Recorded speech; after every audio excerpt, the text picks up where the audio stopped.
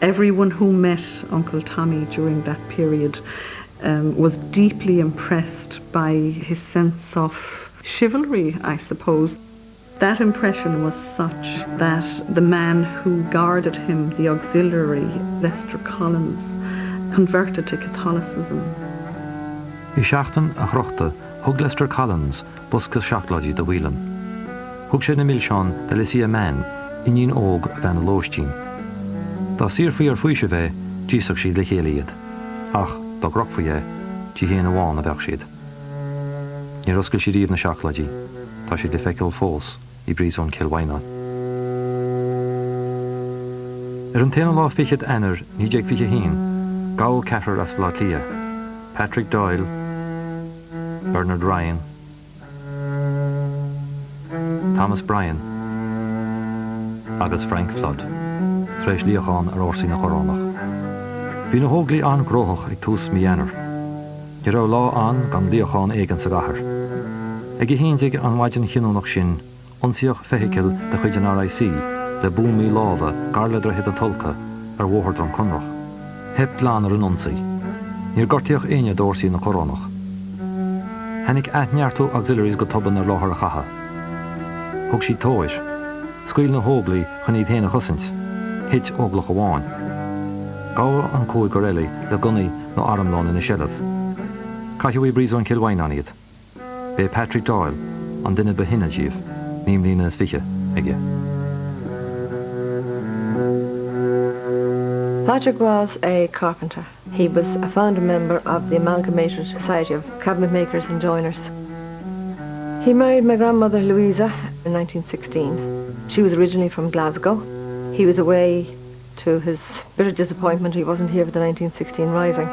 And when they got married, they lived here in 1 St Mary's Place in Dublin. My mother was born in 1917. He was a flying column the night she was born, and he just stopped in to say she was to be called after the Countess. So she was called Catherine Constance, known as Kathleen Italian. In 1919, he was involved in a raid in Collinstown Barracks to get arms for the IRA. His brother Sean was one of Michael Collins' 12 Apostles. He was with the intelligence branch of the IRA. Apparently they were like chalk and cheese.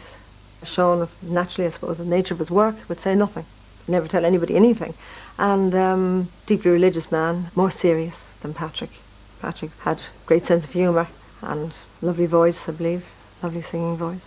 Liked parties, liked life.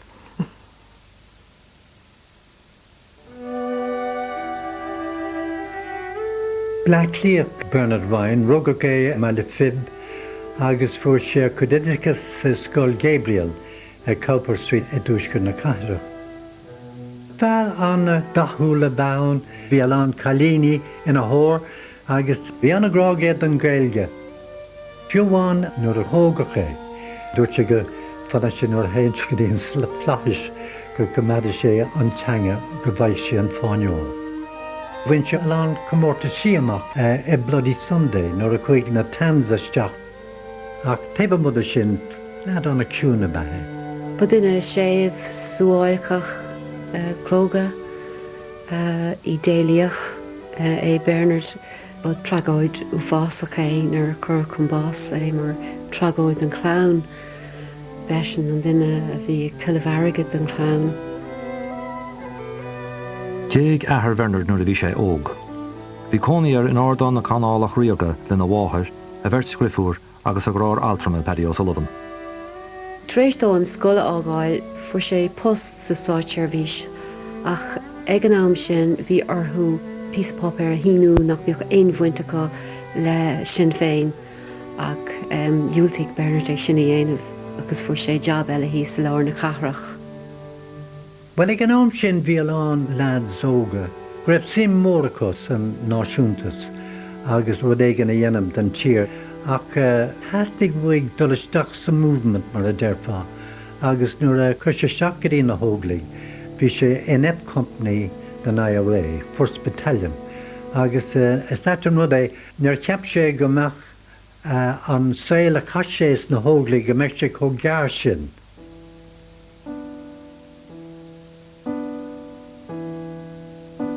Rugú Frank Flood is ráid Emmet, sam ní nídégus a hían. Drastal sé scoilní a chunnel, de Kevin Barry, agus bhí sé páirteachs na rúthirí King's Inns agus ráid na hagla sé freisin. So le crochú Kevin, dúirt sé gur asúlaige go meach síl fada ráthó Frank. Ní rá, ná buí leid. Frank was a studious type. He wasn't one that was out for wine, women and song. He wanted to be an engineer. Both sport and study were his main occupation, as was the fight for Irish freedom. I think his father, with 8 sons and 1 daughter, he really had to make them toe the line, if you will. But Frank was beyond all of the others his favorite person, probably because he looked like he was going to take life seriously and he was going to make sure that he got a very good education. Mac léin innealtóireachta scoileacht be Frank nuair a gáha. Bhain sé scrúdaithe na céad agus an dara bliain le gradam. Lieutenant i Complecht Hedge, Brigade Átlia. Duine de chláán mór poblachtánaach, seachas an Taithir, Pólín Dílis de chuid an DMP. Ba bheag nar a chail siad drár eile an groch, an bhíon cénaí. Gá Tom ag glosce teacha chuistim mí beltainna. Bhí cuairteadam le choréisin go maiith. There were 5 brothers involved in the active service unit of the IRA. Frank was just one of 5. He, I would say, got involved because his eldest brother, Sean, and another brother had joined the volunteers in 1913 in the Rotunda when it was formed, and Sean had fought in the Four Courts garrison in the 1916 rising. It was from there on that the other brothers did get involved with the active service unit of the IRA.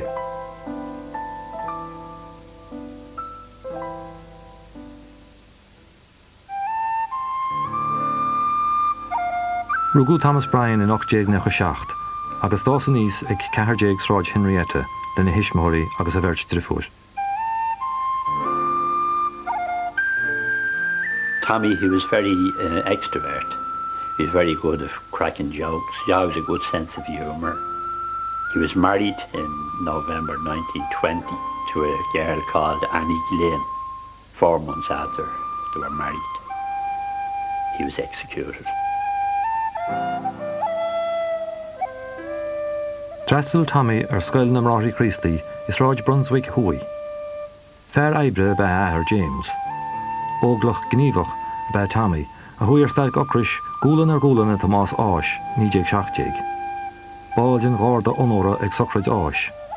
Ní nach ina go raibh aithne ag bórsaí na corónachaid. And Tommy was on the run.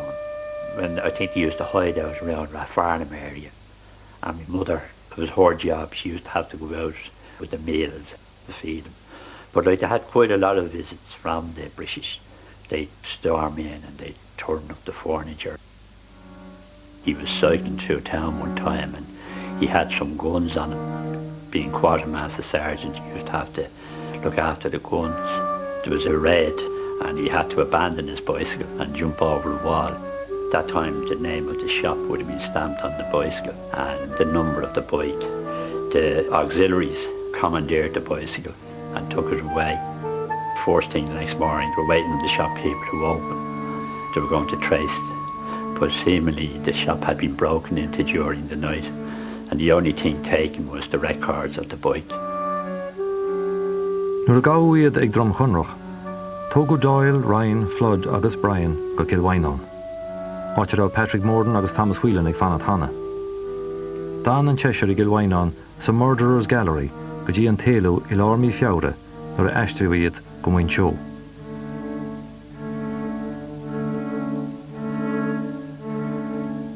Thosaí an tríal ar an dara lá fichiad fiabhra. Tuisnar marioch aine ní bheith breth bháis iúnacht an ansaí. Cúiseach iad áfach i bhealú cogaí an aon rí agus an áir trés. Cúisní a rápínos an bháis ag dul leo. Tá cás ar cethar drom chunrach a spéisiúil mar tugtar léargus réasúnta ba ar céirdéad spuid a bhí ar siúil ag an am agus an dailt agus an daid staróil idir an dáthír ag dul thar leiscotí ach na dréis 35 agus ach páids le é a thuirt ag bhaim. An ach cuimire a rinne an ácáid brethúris ag deire an trílach der sé